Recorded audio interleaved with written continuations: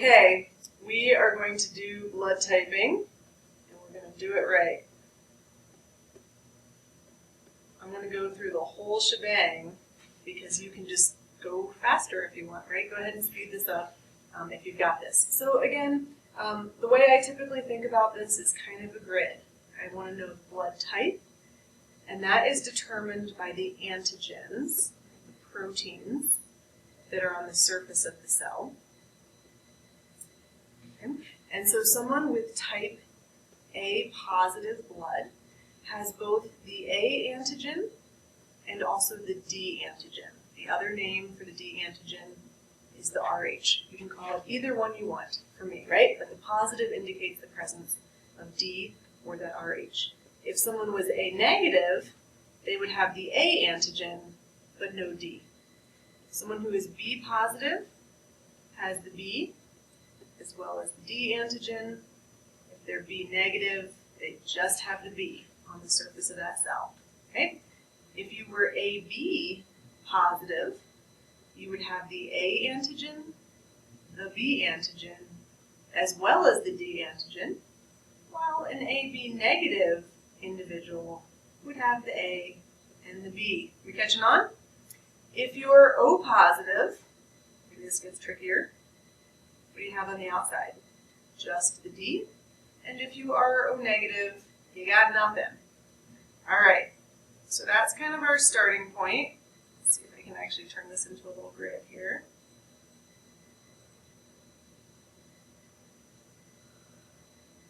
I'm using the computer that actually has the touch screen and a little stylus so that I can make this a little prettier.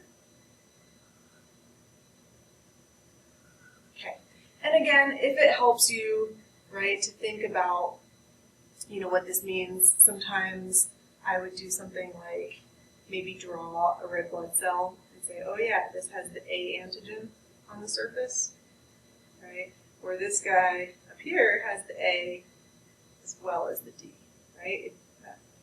The A and the D, right? It's just the antigens, it's just the proteins on the surface of the cell. Oop, that didn't work. Okay, we can work with this. Or not. There we go. Okay, so then one of the other things that we wanted to know is what blood types in each of these, I before E except after C, there we go, what blood types could be received. Someone, oh, nope, see, I'm screwing up. We want to actually, before we do that, we want to do what antibodies this individual produces. And remember, you're going to have antibodies to whatever antigen you don't have. Our antigen choices are A, B, and D. So someone who's A positive would not want antibodies against A or D. All they're going to have, switch colors for the antibodies here, is anti-B. Never seen it before, we're going to attack it. Someone who's A negative, however, would have anti-B, and they've also never seen D, and so they would also produce an antibody against D. If you're B positive, you would make anti-A. If you're B negative, you would make anti-A and anti-D.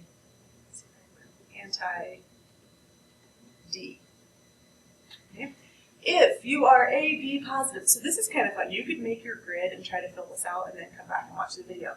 If you're AB positive, right, you have the antigens for A, B, and D.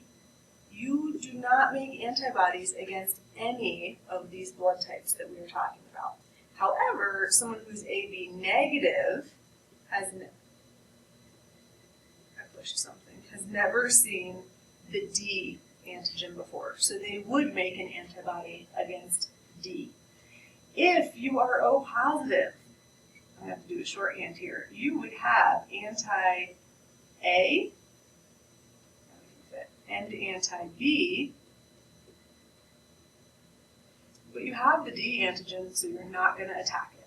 O negative, however, that naked cell means that you are going to produce antibodies against A, B, and D. All right, so this is what's going to determine who can receive what blood types, right? So you only want to receive blood that you are not going to attack. So if you're type A positive, right, and you produce antibodies against B, basically we don't want to give you anything with a B in it, right? So you could receive A positive, that's your blood type, that makes sense, but you can also receive A negative, right? You weren't going to attack the Rh factor anyway, so A negative is totally fine. Now the Bs are completely out, the ABs are completely out, because they also have that B antigen, but we can go back to O's, right? You could receive O positive or O negative. All right. When you move to A negative, right? Notice you don't want to give them anything with B, but you also don't want to give them anything with D. You do not want to give them a positive blood type. So this individual can only receive A negative or O negative. Okay, let's just kind of run through here then. A B positive individual is going to attack anything with an A, and we can avoid that. So we can get B positive, B negative, O positive, O negative. If you're B negative, you also add in there that you would attack anything with a positive, and so we are down to B negative and O negative. AB positive individuals, notice we said they weren't making any antibodies, and so that makes them the universal recipient, meaning you can give them A positive, they're totally fine. A negative, why not? B positive, B negative, AB positive, AB negative. We're not attacking anything. O positive, O negative, right? Now the AB negative, you just can't give them a positive. So we could get A negative, B negative, AB negative, O negative, right? The only thing we would attack is the D antigen, the positive, so we're going to avoid that. Now O positive, when you get into the O's, right, they start producing more of these antibodies, and so we're going to start limiting what we can get here. So someone who is O positive, they're not going to attack the positive, they're not going to attack the D antigen, but they will attack A and B. And so we are stuck now with O positive and O negative. The O negative individual will go after anything with a surface antigen, and so O negative has to receive O negative. Fortunately, that's a really common blood type. Okay, now,